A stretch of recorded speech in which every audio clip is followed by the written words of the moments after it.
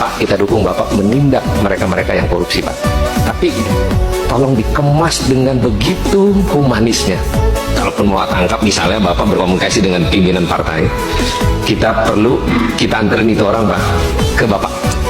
Aku baru ngeliat ada video dari Ahmad Syahroni lagi nih, manusia satu ini nih ya, dari Nasdem, bilang harusnya kalau mau penangkapan laporan dulu lah sama ketua partai. Otaknya di mana nih orang gitu ya? Udah jelas laporan ke ketua partai biar apaan? Biar dihilangin barang buktinya. Biar apa? Biar disupport, biar saling disembunyiin kalian sesama pegawai partai.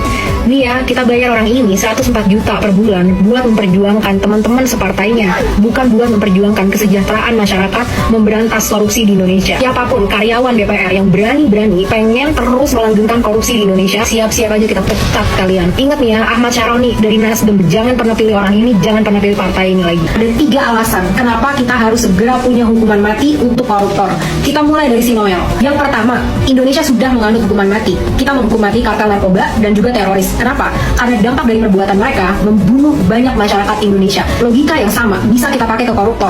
Dari hasil korupsinya, kita jadi nggak bisa memberikan pelayanan yang baik dan kesehatan masyarakat. Kita jadi nggak bisa meningkatkan pendidikan kepada masyarakat. Kita jadi nggak bisa memberikan makanan bergizi sampai kita jadi defisit anggaran seperti ini. Jadi impactnya nggak main-main, merugikan dan juga membunuh banyak masyarakat. Cara justifikasi udah benar untuk kita melakukan hukuman mati kepada koruptor. Yang kedua, selama ini hukuman yang udah kita terapkan nggak ada yang efektif untuk benar-benar membuat efek jerah. Setelah mereka korupsi bertriliun-triliunan rupiah, akhirnya mereka cuma masuk penjara berapa tahun, anak cucu dan keluarganya masih bisa hidup mewah. Contoh aja, Setia Novanto baru keluar nih dari penjara, langsung disambut sama partai Golkar. Ingat, jangan dipilih lagi partai ini ya.